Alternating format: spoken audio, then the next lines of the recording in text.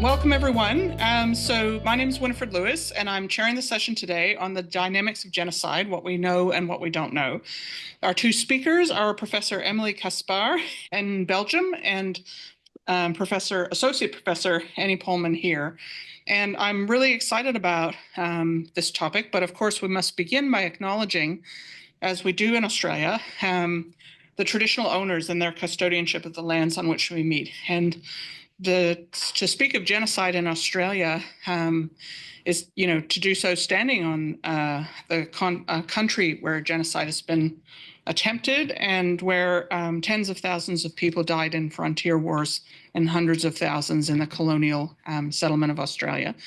We pay our respects to their ancestors and to their descendants who continue cultural and spiritual connections to country and recognize the contributions to Australian and global society, including to genocide studies.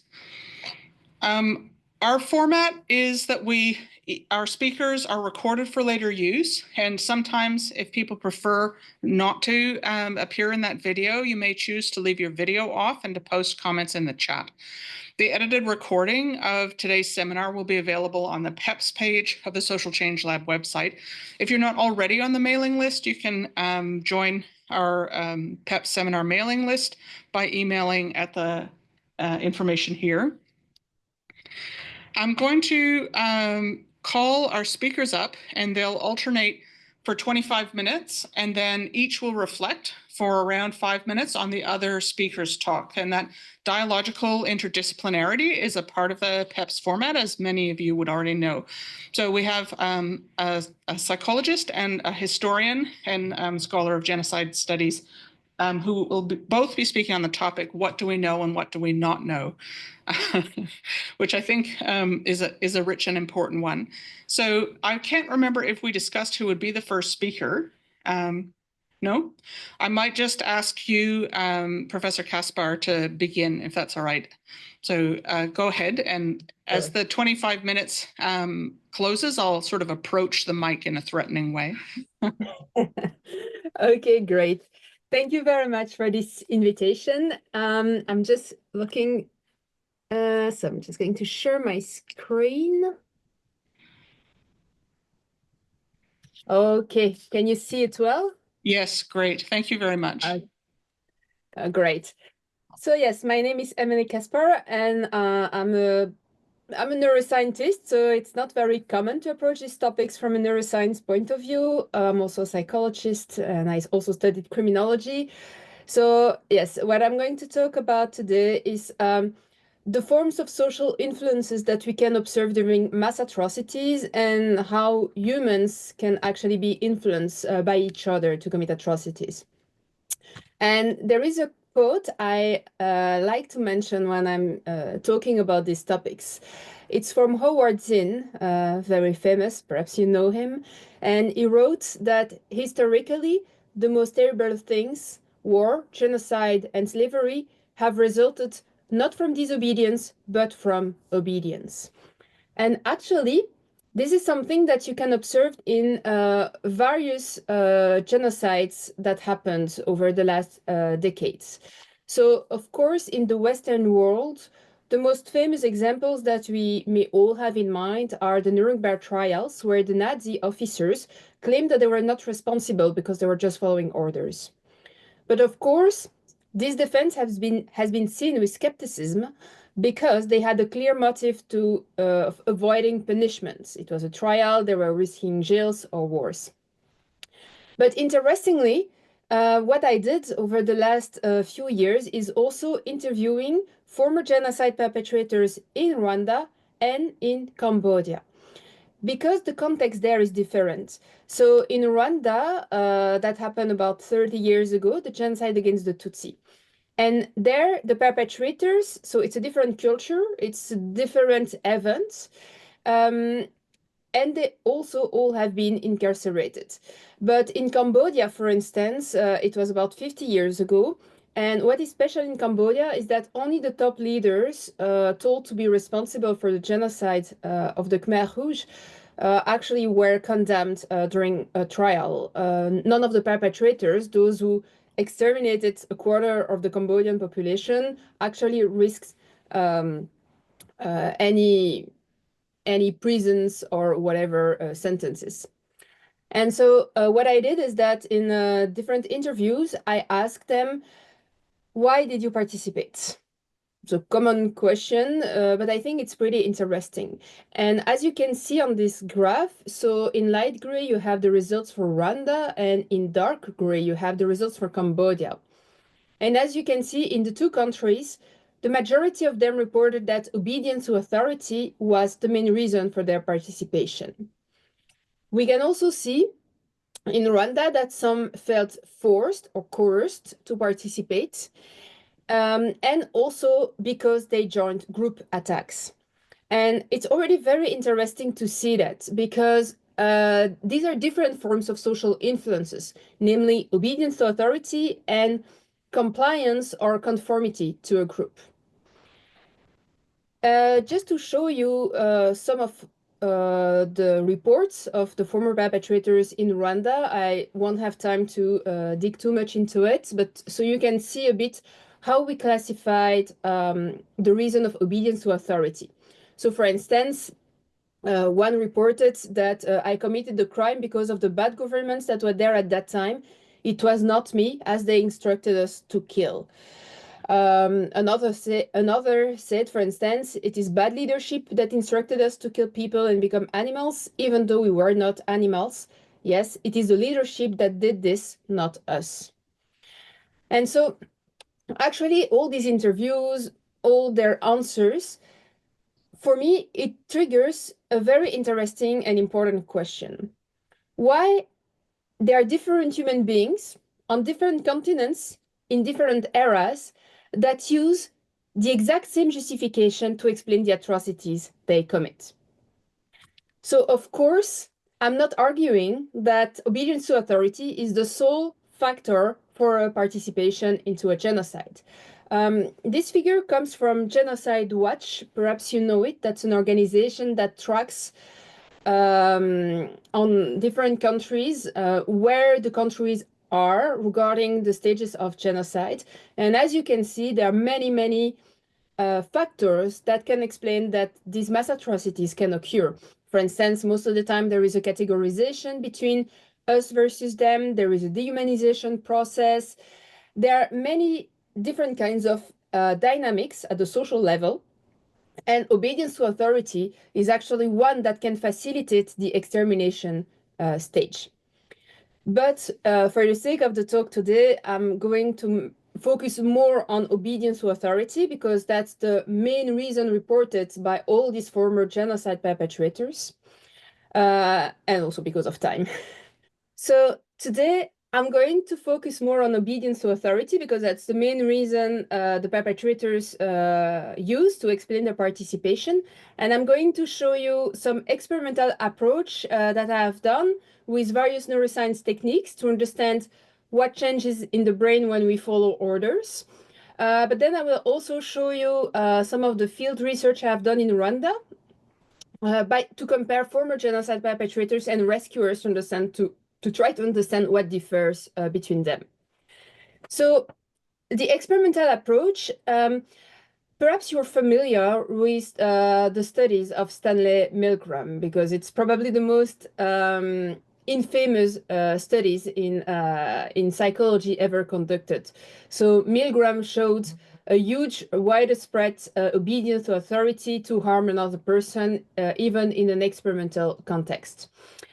The studies of Milgram were very controversial because of ethical reasons. So we cannot do whatever we want when we conduct experimental research on human beings, also on animals.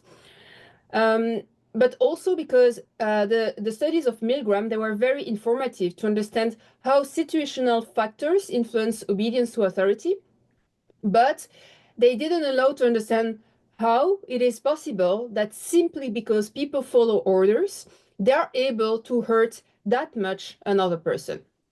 So a couple of years ago, I created a new experimental approach in order to understand what is happening in the brain when people follow orders. And so I have this experimental setup where I invite two real participants One is assigned to be the agent, and the other one is assigned to be the victim. And the agents are told that they can choose between two buttons, a shock button and a no shock button. So they are told that if they press the shock button, they will deliver a real mildly painful electric shock to the person in front of them, to the victim, in exchange of 5 cents. And if they press the no shock button, they would not send the pain, but they would not earn the extra money. So why do we do that? There are different reasons. And the first one is to try to create an ecological and moral context. That's always difficult when you want to replicate in a way something that happens in real life into an experimental context to really understand what is happening and what the mechanisms are. And so here we used real electric shocks, but calibrated based on the pain threshold of each participant. So what we did is that before we started, we actually used a machine that is used in kinesiotherapy to stimulate muscles or nerves. And we adapted the pain threshold of each participant. So we were sure that during the study, yes, it was painful, but at a level that is tolerable, and it never increased up to a more dangerous threshold, such as in the studies of Milgram. And so here our agents were facing a real moral dilemma in a way. So they had to decide, will I hurt someone to increase my own monetary gain or not? And so here specifically, what we did is that we had two experimental conditions. In one condition, agents were entirely free during 60 trials to decide to press the shock button or not. They had no influences of any sources, so they were just totally free to decide what to do. And in the other condition, they were receiving orders from an experimenter on each trial to press the shock or the no shock button. So here we have the same experimental situation, but in one they follow, or not, but many followed actually orders, and one in which they can freely decide. And as a side note, when I designed this task, I was still a PhD student. Perhaps I was a bit naive regarding human nature, I'm not sure. I really thought that no one would ever deliver a shock to another person for 5 cents. It's a very small amount. I think in Australia, that's also a very small amount. And yet I was very surprised because in average, people send about 30 shocks out of 60 in the conditions where they were free to decide what to do. And of course, with a huge variability. Some people never send shocks, some people send shocks all the time. But that also emphasizes the difficulty of studying human behaviors because humans are highly variable. Something also quite striking at the behavioral level is that none of them disobeyed orders. And with this paradigm, I have tested more than 1,000 people, and about only 20, 30 people sometimes resisted orders. So it really shows that in an experimental context, people can be very, very and highly obedient. But so I did several studies with this paradigm, including electroencephalography and neuroimaging methods. I did use these methods because in this context, I felt that explicit measurements where I ask people, oh, do you feel responsible? Or these kinds of explicit questions, their answers could be biased because humans have a tendency to reduce the responsibility when there is a negative consequence. And so I targeted different processes that occurs in the brains, such as the sense of agency. So this is the feeling that when we perform actions, we are the authors of those actions. Empathy for pain, the feeling of guilt, the feeling of responsibility, and also moral conflicts. So this process occurs in the brains when we make decisions, and they're also associated with the extent to which we choose to do something pro-social or antisocial towards others. And what we have observed with all these different neuroimaging methods and these different mechanisms is that overall, when people follow orders, these mechanisms are attenuated in the brain compared to when people act freely. And actually, that's very critical for me because technically in that study, people, even when they follow orders, they are still doing the actions. They are still the ones pressing the buttons. But yet those mechanisms are attenuated. So I'm just going to show you one example with two of these processes that are empathy for pain and the feeling of guilt. So empathy for pain in neuroscience, actually, it's associated with specific brain regions that are activated both when we suffer, when we experience pain, and when we witness someone someone else's pain. So these are notably the anterior cingulate cortex and the insula. And they are associated with empathy for pain, and in this task, we measure it with MRI, the activity in those brain regions, when agents could see the victims receiving the shocks because that's a painful stimulation. And they knew that the shocks were exactly the same in the free choice condition or in the coerced condition. So in theory, that should not change how the brain processes the pain of the victim because they know it's the same.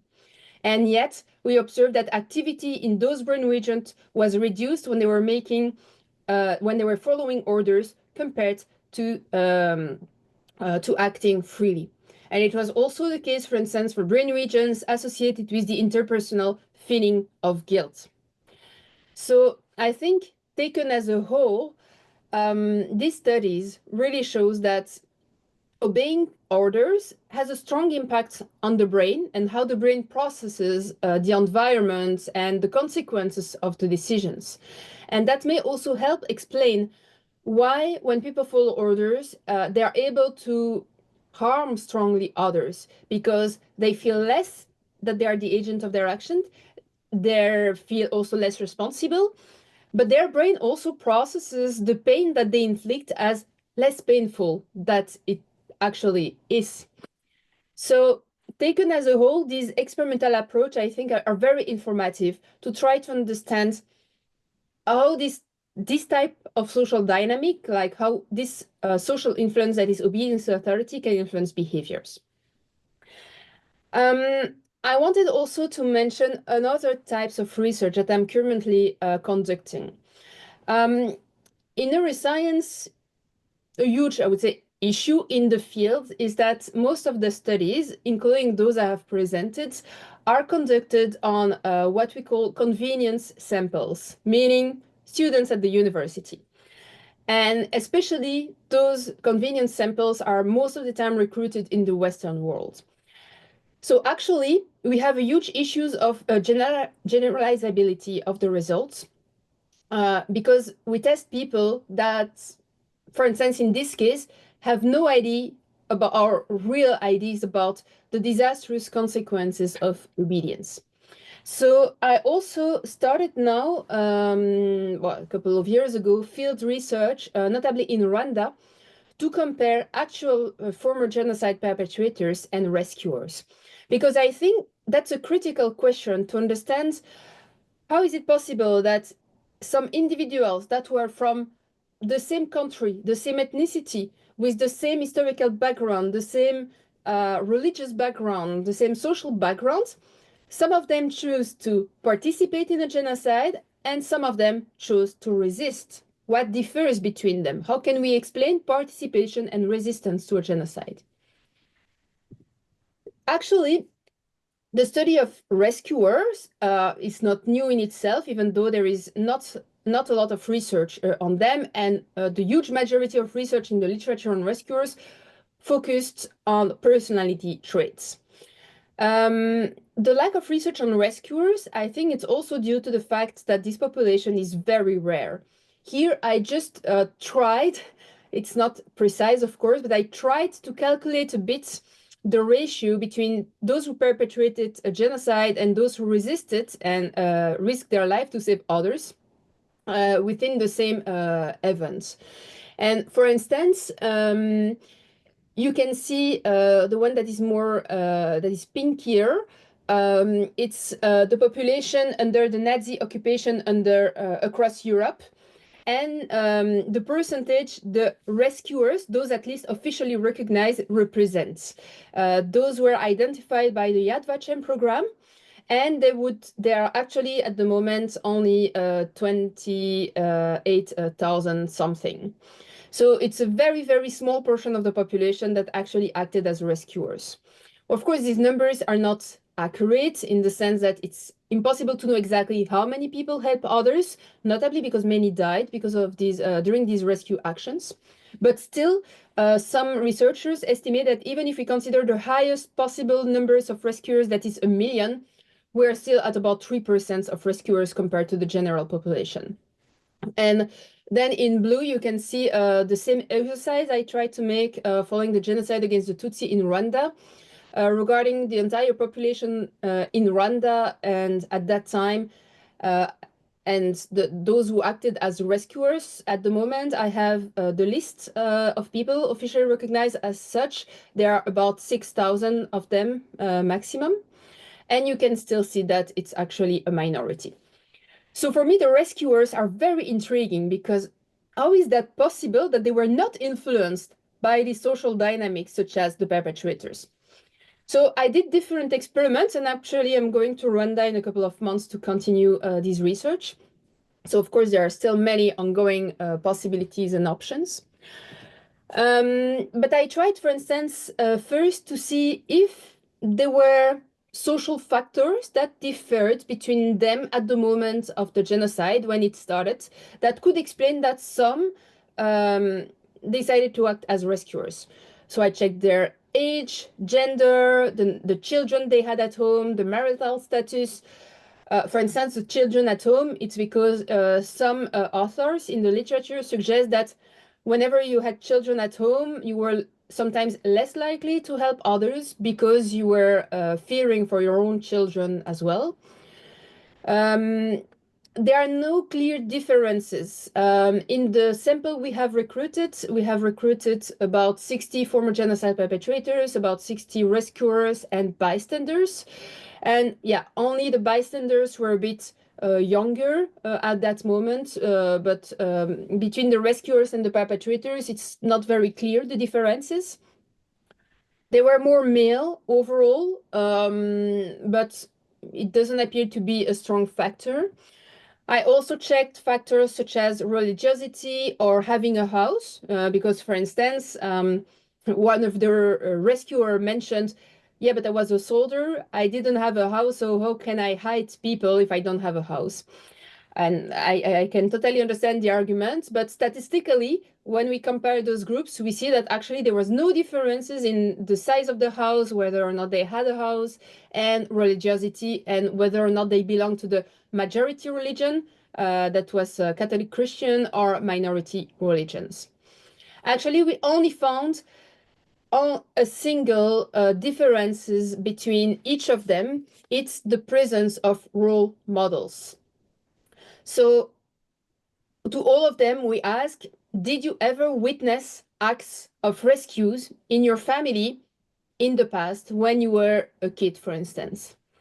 And as you can see on the plot, rescuers had experienced or had witnessed more acts of rescues from their relatives during their childhood than former perpetrators and bystanders. So, of course, it's not absolute, as you can see. There were some former perpetrators who also witnessed acts of rescues from their relatives, and yet they participate and committed the act of genocide. But still, that was the only social factors that clearly distinguishes those groups, and it may suggest that having a role model is critical to develop your ability to also consider helping and rescuing others later on. We also did an experimental approach. I mean, we did several of them, but I'm just going to focus on obedience and resistance to authority, given that it's more the topic of this talk. And so we invite all these participants to participate in a study where we were recording their brain activity with electroencephalography. And actually, in that study, they had two buttons. One in which they were taking money from our research assistant to increase their own monetary gain, and one in which they did not. So it's a bit like the study with the shocks that I explained before, but here we didn't use the shocks because that's a sensitive population. We use what we call a financial pain. So would I take money to someone else to increase my own monetary gain? And so, of course, that sounds easy like that, but actually it took me 3 years to prepare this study because it's field research in Rwanda, but it's also that we use neuroscience equipments and we targeted people that had never used a phone or a computer in their entire life. So I can let you imagine that doing such studies in rural Rwanda with this material is, of course, very difficult and very special, but participants were really keen to participate. That was that was an intense human experience for these reasons as well. And remember earlier in my talk, I mentioned the process of empathy. That's also one of the processes that we targeted in this study, because, for instance, whenever they chose to take money to the research assistant, they could see on the screen the face of the research assistants being sad. And so in that study, actually they received orders from an experimenter on every trial in Kenya, Rwanda, to tell them take money or not. And we were investigating, well, if they would resist those orders or if they would obey those orders, and what the neural mechanisms are for this resistance to authority. And so overall, we observed that former genocide perpetrators resisted less those orders to take money than rescuers and bystanders, but not that much less. Most of them actually resisted a lot and mentioned explicitly that they did so because they had participated in a genocide. They knew about the disastrous consequences of it. They would never do that again, even in an experiment. And so coming back to empathy, so we measured their brain response when they were seeing the face of the research assistant being sad. And what we observed is that rescuers actually had a higher neural response to the pain inflicted to the victim compared to bystanders and former perpetrators. So it might suggest that actually when they see someone else suffering, they just don't ignore it in a way, that their brain is more sensitive to try to process the pain. And that's perhaps also why they are more able to resist and help others, because these neural measures of empathy have correlated in several studies in the extent to which we act in a pro-social way towards others. So at the moment, we have found two main differences between the rescuers and the perpetrators, that are having role models in your life, but also not having this attenuation of the neural response to pain. And perhaps these two are related. Perhaps it's because they had role models that they were able to enhance their empathic response when they were seeing someone else suffering. But that's, of course, still a pending question that we are going to try to investigate. But it's a bit of a race because that's, as I mentioned, a very rare population, extremely difficult. And the genocide in Rwanda against the Tutsi happened about 30 years ago, but it means that this population becomes quite old. And it's not, I mean, soon they will no longer exist. So we really have to hurry to make those research projects. But I would like to thank you for your attention. If you are interested more into the topic, I've published a book for the general audience on this. And I, of course, thanks my collaborators and funders. Great. So we won't take questions now following our practice. We will instead go to Annie's talk. Annie, if I could just call you up, and we'll go ahead and share your slides. I think. And I'm going to try and pin, let's see, the speaker.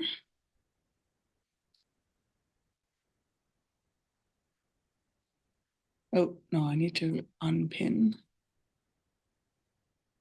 Very good. So we look forward to your talk now, Annie. Thank you very much. Take it away. Thank you. That was really excellent, and I was furiously writing down things. So I look forward to the discussion, and mine is not nearly as exciting, I have to say, straight up. And I shouldn't laugh about a genocide studies presentation. First of all, thank you very much for inviting me, and thank you for organising, Christine, and Professor Winifred Lewis for inviting me. And to talk about what we know and what we don't know about the dynamics of genocide. I'm going to be talking from the history perspective, because by discipline, I'm a historian. I'm more particularly an oral historian, which means I spend a lot of time talking to people about what happened and stuff, and writing it down. But I'm also an area study specialist. So in my case, I'm an Indonesianist, which means an Indonesia specialist. Before I go into what we know about the dynamics of genocide, though, historians get very het up, and we spend a lot of time interrogating sources. And so within the field of comparative genocide studies, we need to start with kind of a bit of a terrible problem. And that is that we know a great deal about some cases of genocide. Some are very well studied. And these are collectively called the canon. All right, they get called different things. And these are the Holocaust, the genocides in Armenia, Rwanda, the former Yugoslavia, and to a lesser extent, the genocide in Cambodia. And for these cases, we have a fairly good set of data available from a diverse range of sources. All right, and I need to put a caveat on that and say that the Holocaust against the European Jewish populations, collectively usually known as the Shoah, is the most studied of all, unsurprisingly. And of course, though, the range of victims of Nazism was much wider, and there is comparatively much less work done on these other groups. Generally, though, if you compared the volume of sources and the corresponding output of research that's been done from all disciplines across the many disciplines that make up genocide studies, the amount of work done on the Shoah far outweighs the work done on any other case by several order of magnitude. And then, on the other hand, we have the rest. Okay, and there's so many other cases in history in which there's been an attempt to wipe out a human collectivity of some kind. To even try and cover a small fraction of that, just generally, we're talking about all of the cases that involve colonial processes within the last 500-600 years. That's quite a lot. All of the cases from the ancient world. All right, as well as the early and medieval cases. And all the cases, usually for political reasons, sometimes definitional reasons, but they're usually the same thing, are seen to be not real cases of genocide. Now, the case that I've spent a lot of the last 25 years looking at is one of those that fits into the last category, the not real ones, which is the elimination of an estimated 500,000 men, women and children because they were alleged communists in Indonesia in 1965 and 1966.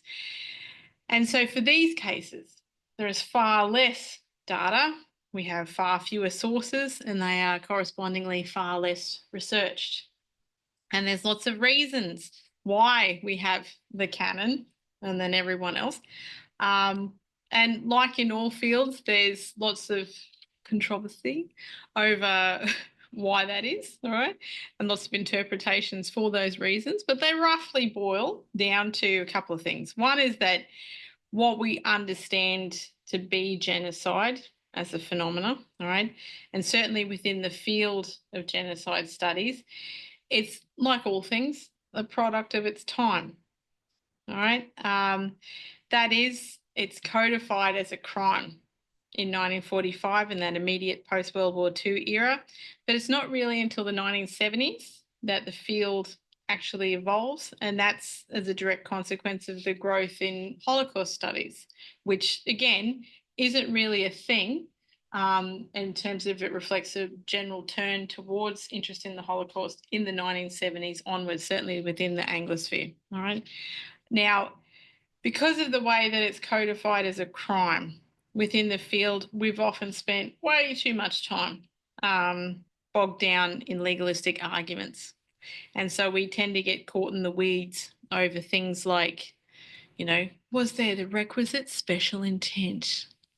The current case is one where we see this particular argument.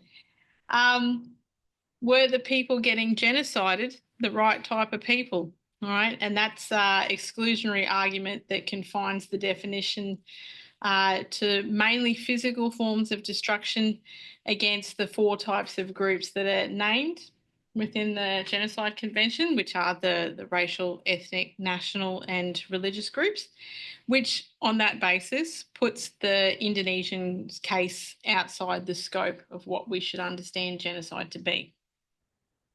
I mean, your real legal purists get very het up about things like if you want to apply the term to anything before 1945, right, because of the non-retroactivity issue.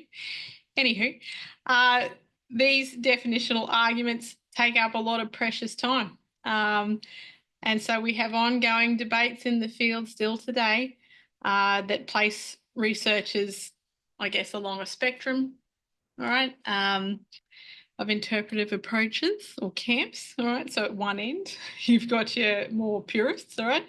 And then the other, you've got, they get called different things, but sometimes the Cultural Genocide Studies group, but it's got a couple of different names, who argue for a much broader scope of the types of violence and the types of processes that we should be looking at when we want to be comparing these things, as well as types of groups of people, of course. Now, you won't be surprised, I'm sure, to learn that I'm down this end of near the cultural genocide studies end of things.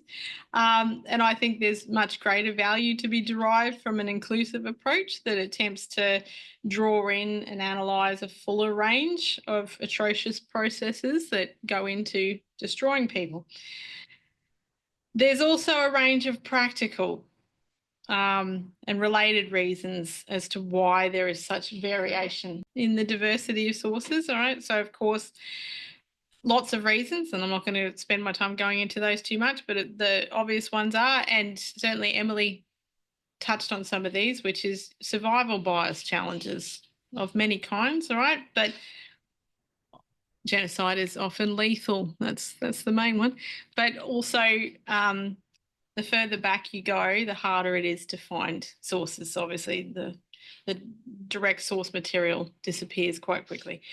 Another one is, of course, that victors write history, don't they? So if you win, you get to say what happened.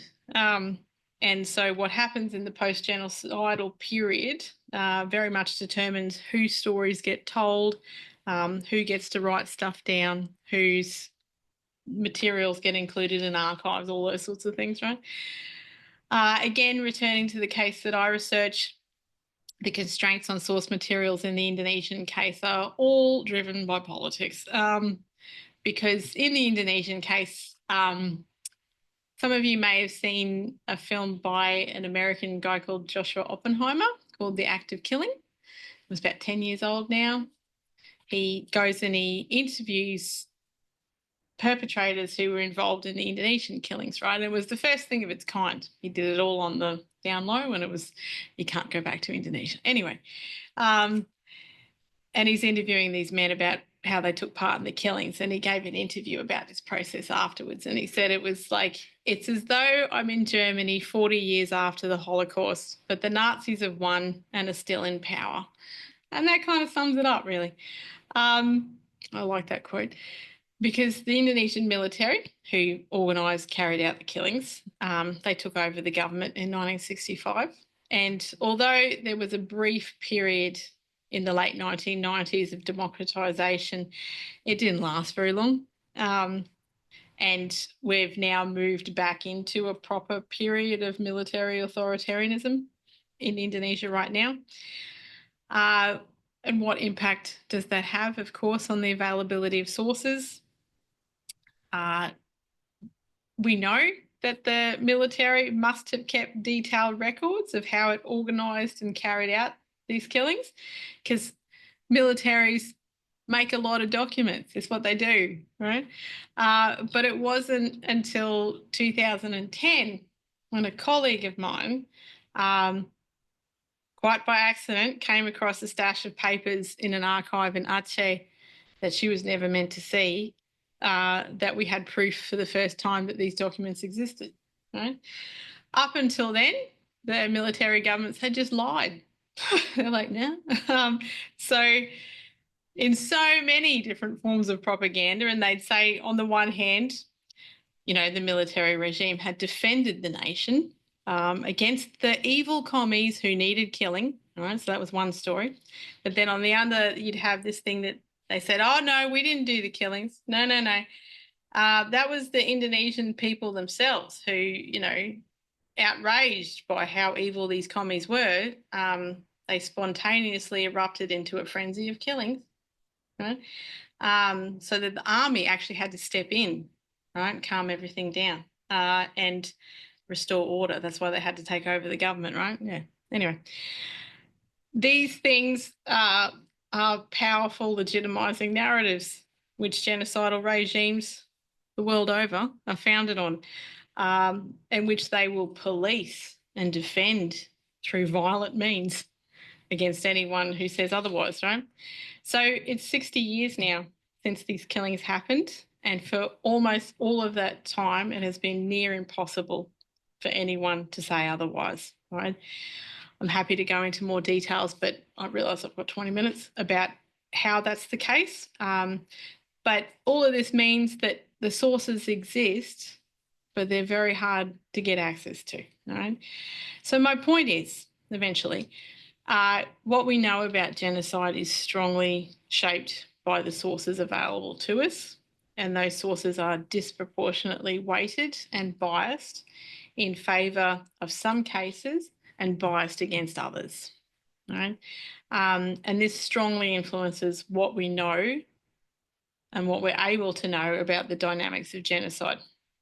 So I'm looking at the time. Okay, so here are some of the things that we, from a historical point of view, can say we can know, right? And again, highly dependent on the availability of sources. We've got the timelines. When you see history books about genocide, they tend to be case study things, and it's a what happened, who did what, roughly, where, that sort of stuff, right? Historians love a what, where, when kind of presentation. We know a lot more about elite level perpetrators and who they were and what they did, but the further you go down those chains of command, we know far and far less. Right? We know how they become perpetrators. That is an area of constant improvement, and I'm very excited about Emily's research, and I think she spoke eloquently on some of the things that we know in that area, so I will defer, of course, to her expertise. We have main trends in what happened to victims. I'm going to put a caveat on that as well in the next slide, though, right? We know roughly who they were, where they were, when this stuff happened and how. And we know quite a bit about the processes through which groups are targeted and eliminated. But again, a caveat, we know much more about the physical or biological forms of destruction than we do about the many other forms of destruction that goes into eroding a people as such over time. Things we don't know enough about. Now, by default, I think you can guess the things that we know more about, right? So I'm going to make a big generalisation here and say that we know most about adult men's experiences in and of genocide. All right, so we know more about how men take part in genocide, and we know more about how adult men experience genocide. Children, their experiences, what happens to them and what they do is a massive gap. Across the board, every discipline, massively underdone, right? again, for lots of really important reasons, okay? As are women's experiences, though women's experiences of sexual violence have, in the last 20 years, gained a lot more much needed attention. So I do want to just say that. When we talk about minorities of any kind, as is the case in all fields of research, okay, they are hugely underrepresented in studies of genocide. And so gender and sexual minorities, certainly ethnic or other forms of subgroups within the main target population, that's also very under-researched. Again, happy to go into examples. There's two more topics which I think are really just coming into their own now. One is complicity, very broadly understood, and gaining a much more nuanced understanding of that complicity. Now, for quite some time, and this is now an outdated thing, there was a very important book by Raoul Hilberg in 1992, which was called Perpetrators, Victims, Bystanders, right? And it was a very important study. I don't want to underestimate that, okay, about the roles that people played in the Holocaust. And it wasn't as sort of three areas that don't cross, right? It wasn't that simplistic, okay? But it did kind of set up what got interpreted almost as hard boundaries between those groups for a long time in the field, right? And those boundaries, of course, are porous, right? And so I think there's much more to be done around what sometimes gets called role shifting, though that's just one name for it. It gets called a couple of different things depending on your field. And that's the movement of individuals between those classifications, right? And so probably the most work has been done with people who were child soldiers, all right? But something that has been told in many stories of people who I've interviewed is about perpetrators who very selectively rescue victims, right? And this is something that you hear lots of stories about, but there's not really good systematic research on it. And, you know, so a colleague who I work with quite closely, also in the Rwandan context, she told me a story once about that she'd been told to her about Tutsi child survivors being given a rifle by the RPF. So the RPF comes into Rwanda and they kind of, you know, stop the genocide. And they also do some naughty things, but let's not get into that because that's a highly politically sensitive topic. Anywho, and so these soldiers give these kids some rifles and say, all right, here's your opportunity for vengeance against these Hutu prisoners that they, you know, so we're talking about children. What choices do they have? But in this context, what is their role and things like that? So these are the sometimes deeply uncomfortable topics that there's often a reluctance to investigate them, but they are part of looking at the dynamics of genocide, and there's not enough work done on it. And I think I'm well into my 20 minutes now, so I'm going to step aside. Yeah. Thank you. Thank you. I'm going to stop sharing too. All right.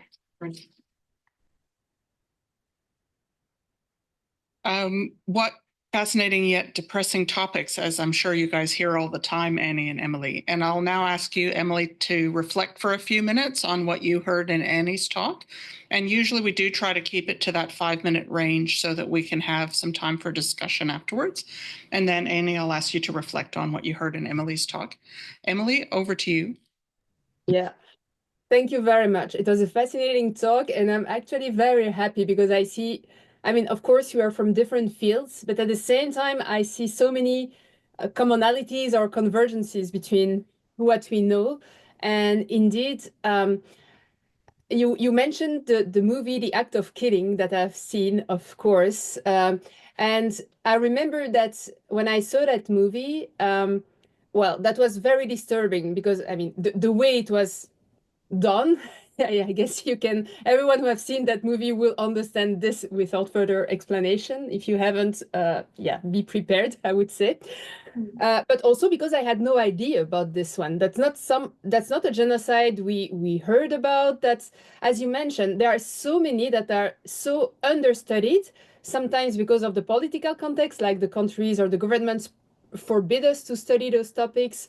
And I think it emphasizes a critical point. Like, as you mentioned, most of what we know comes from the Shoah or this period during the Nazi genocide, and there are reasons for that. There are more researchers working on this. We have more funds to conduct research.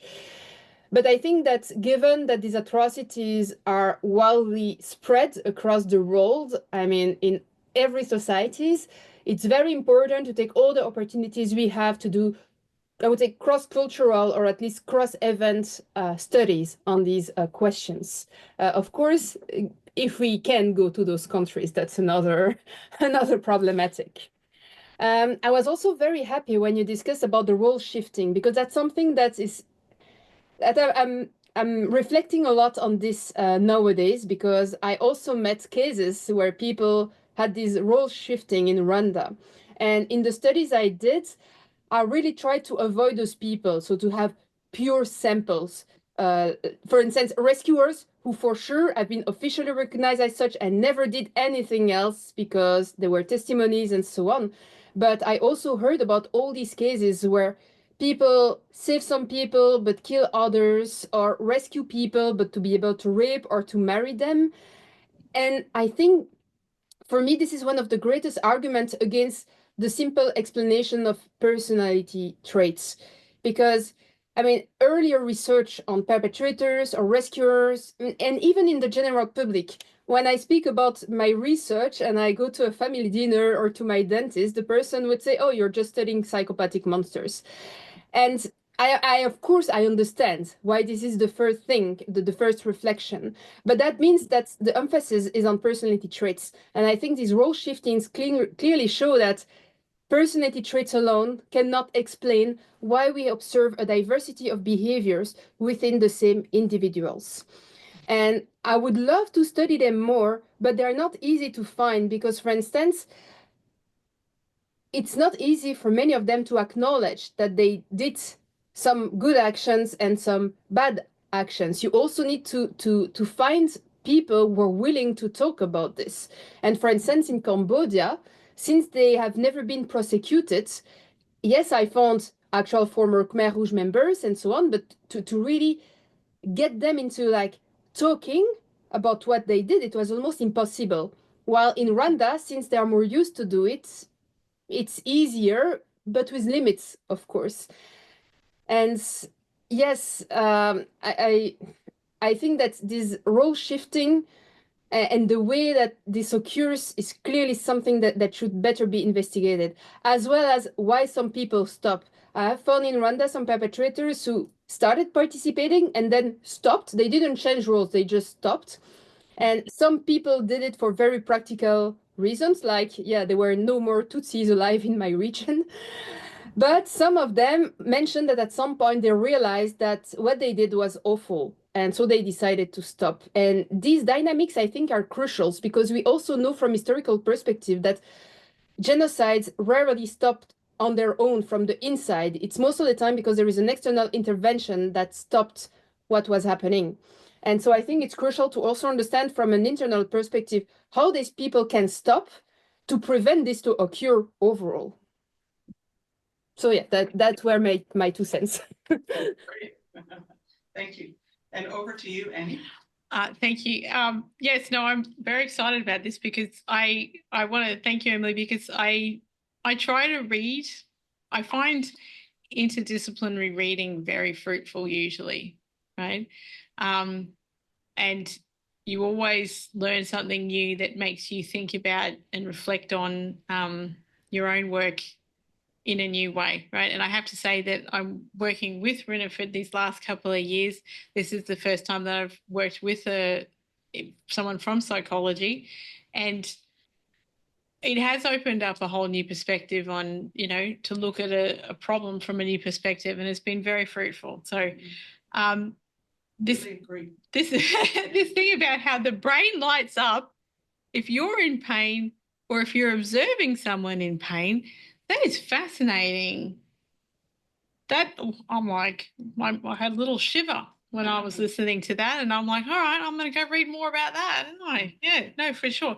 I want to come back to role shifting as well, but I mean, looking at those results from that first paper that you put up there about how overwhelmingly they picked.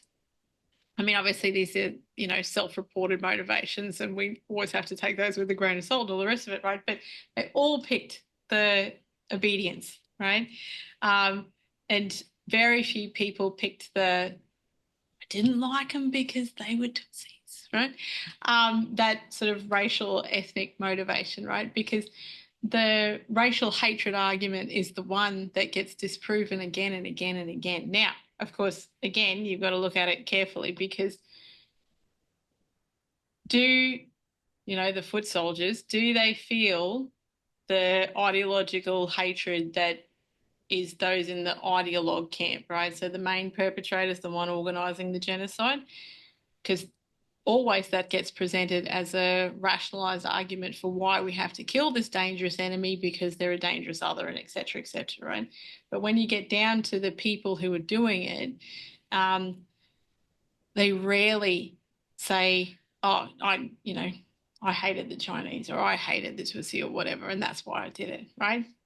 However, the racialized scapegoating in that process of preparation and getting ready to do the killing is a super highly effective method to incite people. So we can't discount it entirely, right? So this is why, like, the 10 stages of genocide thing is very helpful.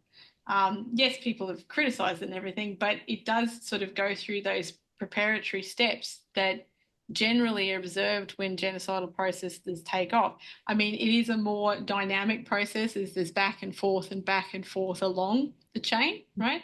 But they're observable in every single case of genocide so far, right? Which is why we need more research and all the rest of it, so that we can stop it, right? Mm-hmm. To stop the chain, right? That's the whole point. So I'm basically going to go read all of these papers very carefully, but especially the part about the brain lining up in the same parts. That's amazing. And I really want to wish you luck with doing more of this research, comparing the perpetrators and the rescuers and the bystanders, because I mean, the result there about how they had role models is so fascinating, right? Because again, we know when people are talking about why they get involved in doing naughty things, they also have peer role models, right? And they're like, yes, I was following leaders, but I was also following my mate because he's a big man in my community, and, you know, he had a peer influence on me, right? So it makes sense, of course, that there would be that socially familiar peer influence or parent influence or something like that in the opposite direction, right? And that's really cool, right? So I'm interested to read about that. Yes, I wrote down lots of things, but yeah, I guess, yeah, I'm going to stand aside and let Winifred chat. Okay, please join me, everyone, in thanking our speakers. But now we're going into an exhausting half hour of discussion. I hope you're prepared, Emily. Did we tell you it's a 90-minute session? Okay, good. And we have a tradition of starting with a comment question from a student. So I'll just leave you students to be thinking about that for a few seconds. I wanted to reflect on a couple of points. The first is that both of you guys show a bewildering reluctance to talk about groups explicitly. And so I just need to put that out there, groups.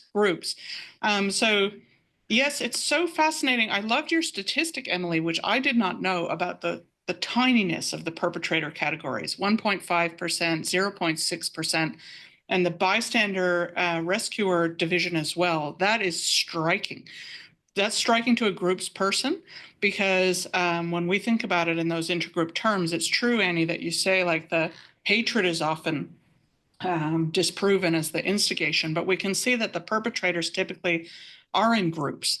You know, they're actually in army units, they're in neighborhoods, they're in faith communities. And those groups, I feel like that was a blind spot in your talks, but I know that you're both thinking about them, and I hope we'll talk a little about that. And the other thing that I'm excited about is kind of this idea of intersectionality, which I think a lot of you have talked about. And I feel as though understanding the individuals who are empathic and the individuals who have role models in terms of intersectionalities is going to be really important in terms of both understanding and preventing genocide. So I think when I think about the role models that I've seen of people who rescued others, you know, I once did a study where I asked people about their role models, and 90% of people talk about family, right? So family is critical, but also religion and sometimes national narratives. But I think if we looked at the mobilizing narratives, it would be kind of 80 to 90% family, maybe like depending on your cultural context, you know, 10 to 40% religion. And very small from other categories. So those intersectionalities of narratives and role models or mediators that make you a perpetrator or a rescuer, that's going to be really cool. Now, do we have any students who are actually here? I'm just looking at the group. Jaren, it may come down to you, ma'am. Oh, I see that online we've got quite a few. Does anyone want to organically put their hand up as a student? And if not, we'll go for organic questions from non-students who are a bit more brave. NZ, Abigail, we welcome your questions, as well as others in the room here, although we're largely, okay. Do we have brave academics willing to speak?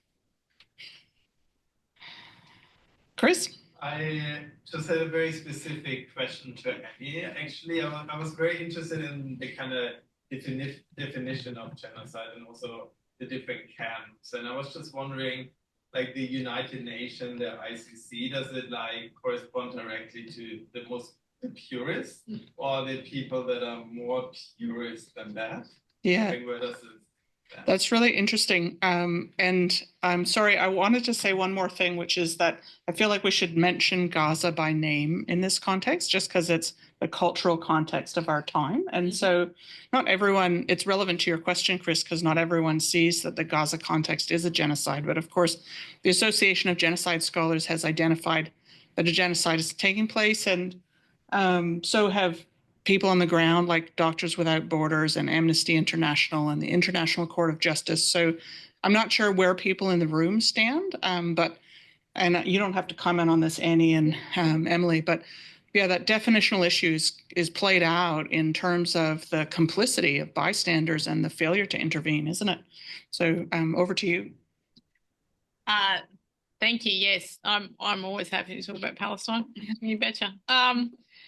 Where to start? When you're prosecuting a crime, you are, of course, restricted to the particular framework in which you must work, of course, right? And look, legal theorists have these debates within their own communities ad nauseum as well, all right? Because there are, of course, vastly different interpretations of legal theory.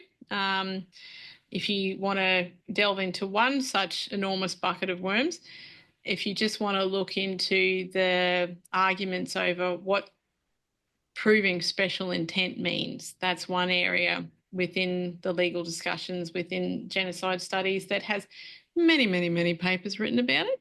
And often there's quite a false analogy drawn rather between like the differing levels within the US system of what is what do they call it in the US, like stage 1 murder versus class 2 murder / manslaughter / whatever, because there's killing, but then how it gets charged or indicted depends on your level of intent, right? And so there's been attempts to try and draw a similar argument between, is it knowledge, right? Knowing, would a reasonable person, given these circumstances and seeing these outcomes, come to a similar conclusion that yes, if I do these things, it will have these outcomes, right? That's the knowledge argument, right? So if I starve and stop sending food into an area that has no capacity in which to obtain food, will that result in the mass death of a lot of people? That's the knowledge argument, right? The special intent argument requires a much higher level of proof in terms of exact planning for that outcome. The result is the same. A whole bunch of people still die, right? But there's a whole bunch of fig leaf covering of, oh, well, you know, we didn't find exact orders from such and such saying, could you please make sure that all these people die? You won't even find that for the Holocaust, all right? There's no letter from Hitler saying, dear Himmler, could you make sure you carry out the final solution, please? Kiss, kiss, love, love, right? There's nothing like that. But we have millions of other documents that prove that there was a coordinated plan. Of course, then we've got Eichmann and all of their actual like Wannsee conference and all that sort of stuff as well, right? But to my mind, it's a false argument, right?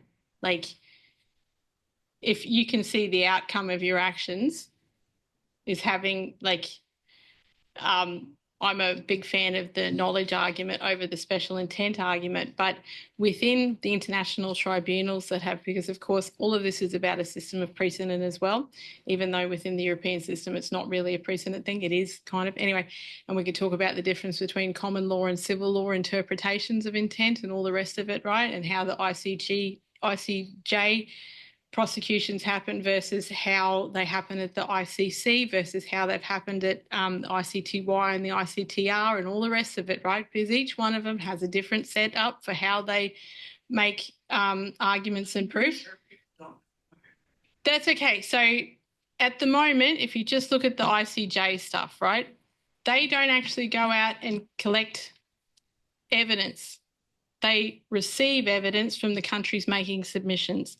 Versus, say, for example, the ICC, which is a court where they can investigate individuals, where, for example, Netanyahu has a warrant out against him at the moment, and other people, right? The ICC can go and investigate and collect evidence, right? That makes for a vast difference in terms of what the judges can actually rule on, right? And of course, all these processes take years and years and years to have a decision. The ICJ takes years to make a decision, which is why with this case, they've made what are essentially like early recommendations, like, yeah, you should let some aid in so people don't starve, right? Things like that, and they've been given orders. Those orders aren't being followed. So it is essentially the collapse of the international rule of law is what we're observing. So anyway, that probably doesn't answer your question, but yeah, anyway, sorry. Emily may wish to respond to, yeah.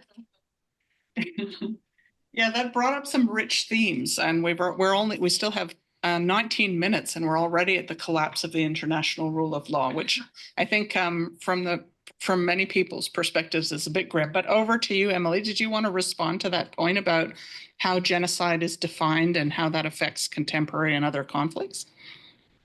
Yeah, actually, I won't have that much input on that because clearly, I mean, that I love interdisciplinarity, but I acknowledge that it's not my field, and I think it's sensitive enough for me to, as it's not something, I mean, I know the definition, I know the rules, I know the categories and so on, but it's very complicated, and I would not dare to overcome anyone that is more specialist than me on this matter.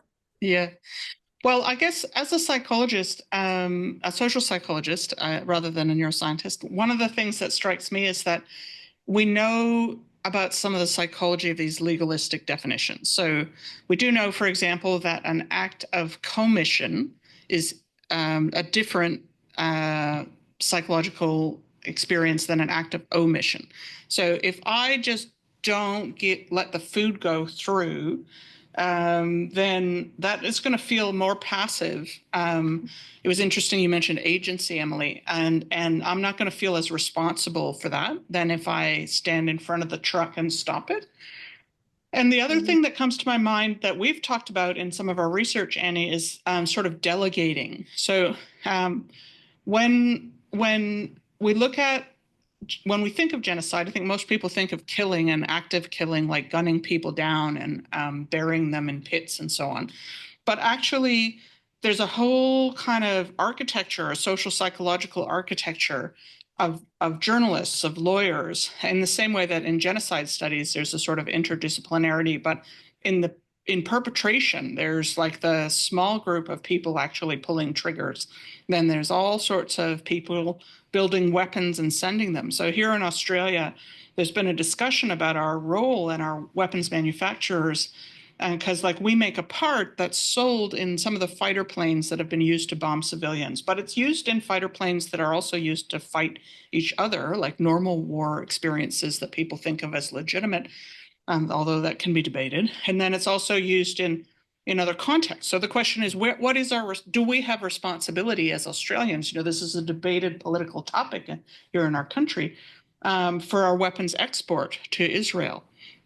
And our weapons exports to the manufacture of these planes that are sold not just to Israel, but to other. So I think it is a lot harder to stop something that is because of these arguments of deniability and legality. And I find that an interesting aspect.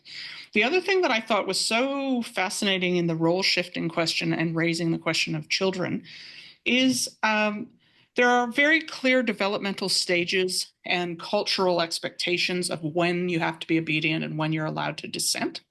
So, children are way more obedient, and then they grow up and they stop looking at you with their big eyes and thinking you're great. It's awful as a parent. I wonder the extent to which that literature of developmental psychology, and you guys may know more about this, has been integrated into genocide studies. So these questions of these child soldiers given a rifle, a horrible thought. There's a developmental stage at 7 and another one, at around 13 to 16, where their agency would be expected to change. Have these kinds of things been interrogated? But also the cultural construction of agency and responsibility. So, in some contexts, children and women are property and men are the actors. In that case, it's completely okay to go along with it. Here in Australia, we have a kind of like, we're just the citizens and politicians make our decisions. We're just consumers and producers are the ones responsible. Would you guys, either of you, like to reflect on some of these distinctions? And it's okay to say no, but like how do, age and the construction of responsibility and the social construction of responsibility come into play when we think about who the perpetrators are in genocide and how to stop them? Emily? I can start.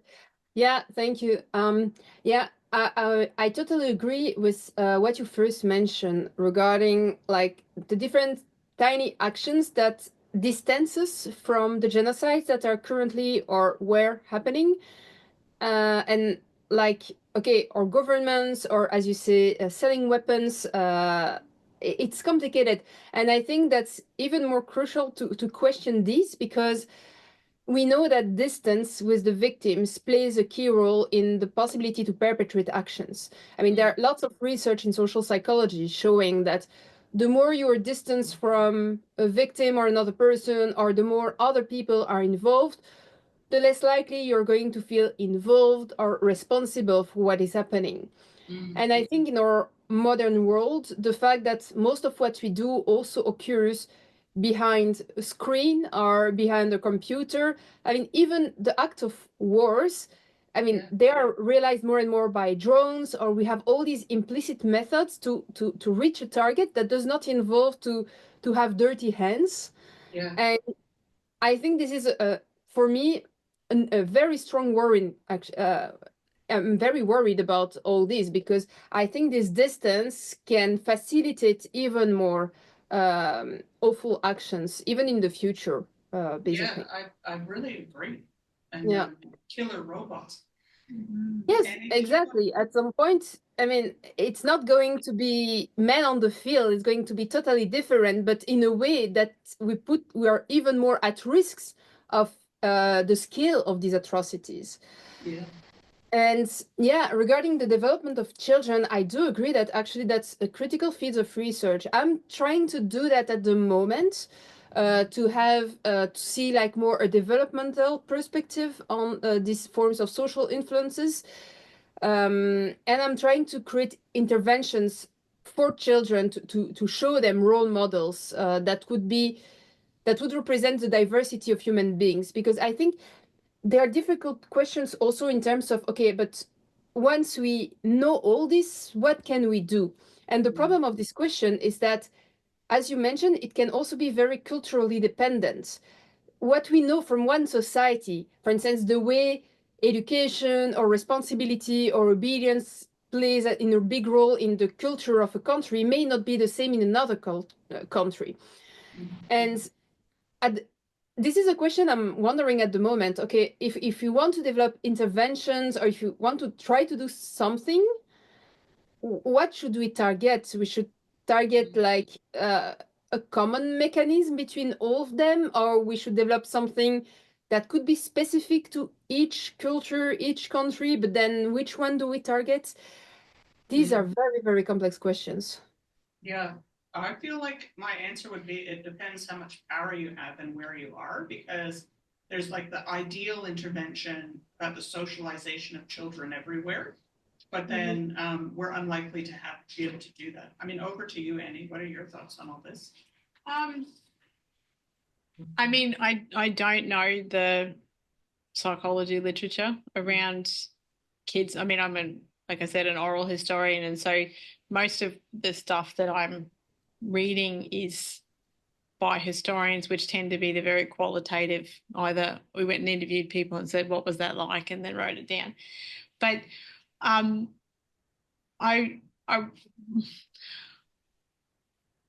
want to tell you about a book which I've got on order, but which I'm very keen to read, because I heard a podcast with the author, right? And so this author, she's actually a poet, right? But she's also a qualitative researcher. And so you guys may remember in Uganda, you remember Coney? Yeah. And there were many, many child soldiers recruited during that war.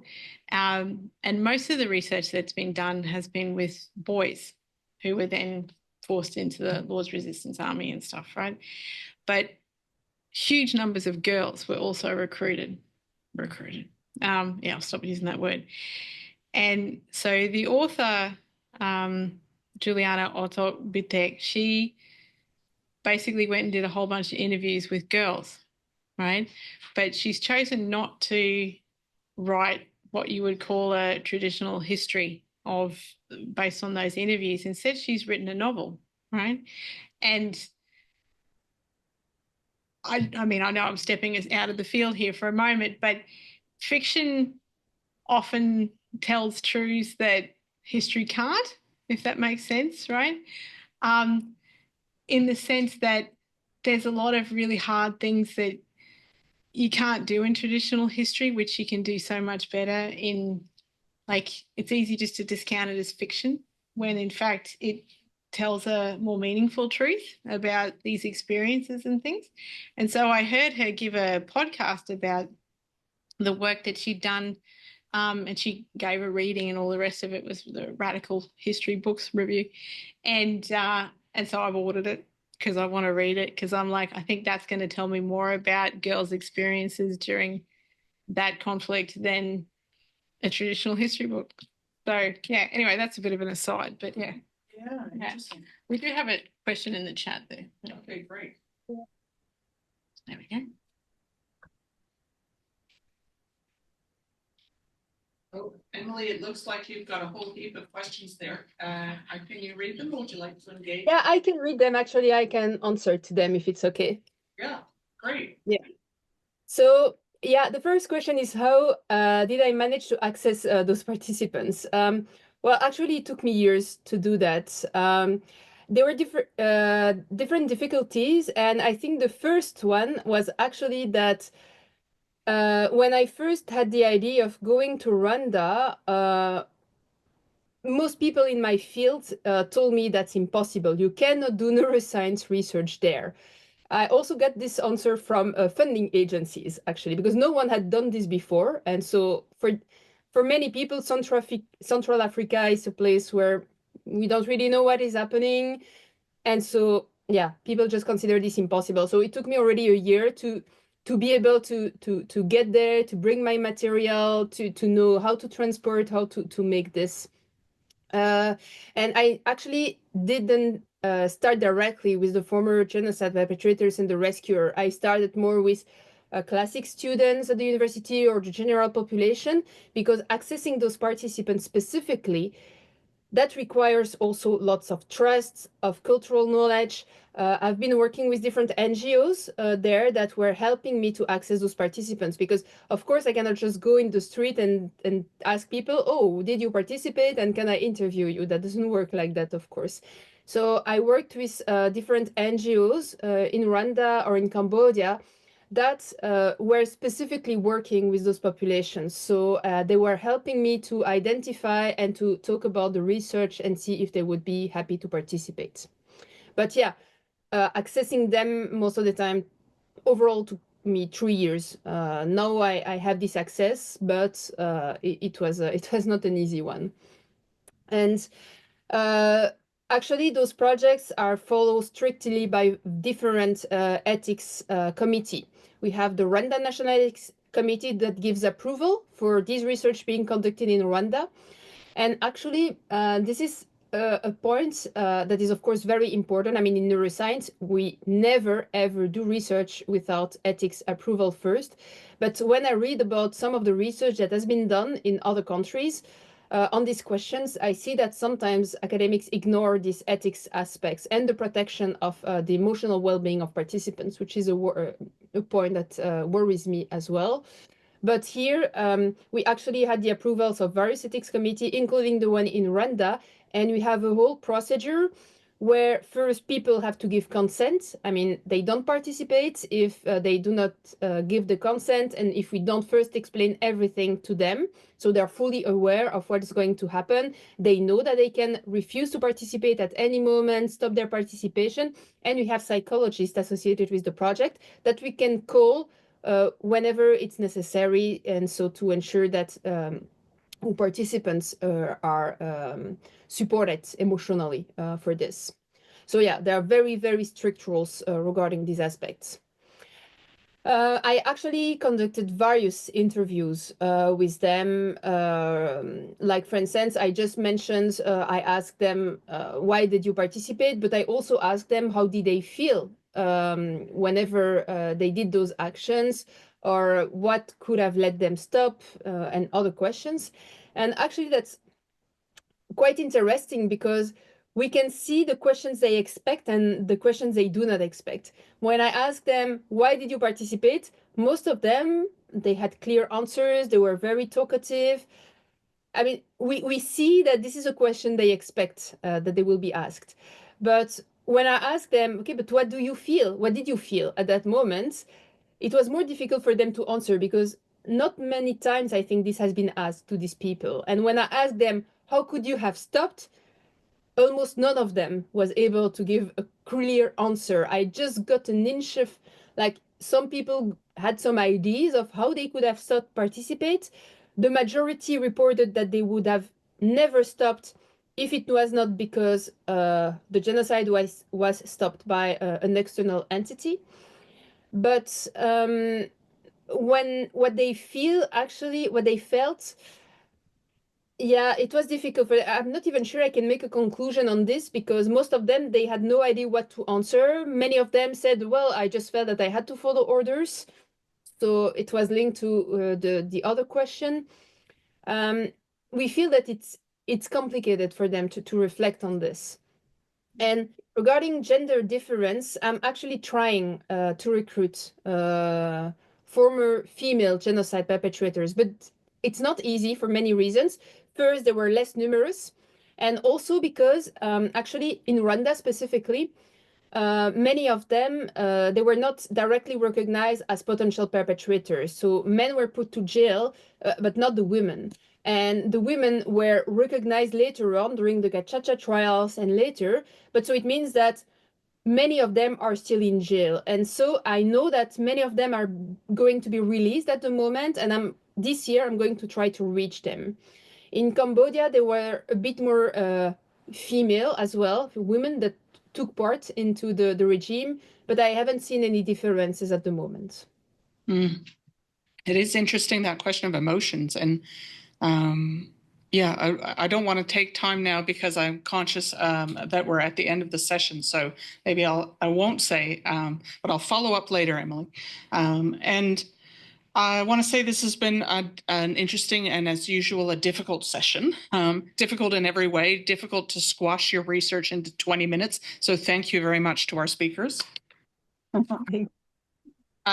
Difficult for our Australian audience to be here on a Friday afternoon talking about genocide rather than going out for some relaxing downtime, and to our European audience, or lack thereof, to rock up to a study of genocide and when they could have been, I'm having a coffee and a slower start to the day. So congratulations to us. And difficult in the topic. I think that, as usual, we find that we understand the problems more, and the problem is more in the what we know camp, and we do not actually know the solution, and that is more in the what we need to know. And I hope that we can be part of a community that continues to work on being able to talk about these difficult topics, because it can sometimes be awkward as researchers. I want to acknowledge Emily and Annie that you yourselves experience attacks, and just studying it is difficult. Breaking through impunity and taboo is difficult. And yeah, I appreciate your great work in this space. And I hope we can all be part of a community that listens and learns and recognizes the importance of moving forward. And thank you to us all. Thank you to our audiences from Korea and elsewhere. And I'm going to turn off the Zoom, but we'll be in touch. And thank you very much, Emily.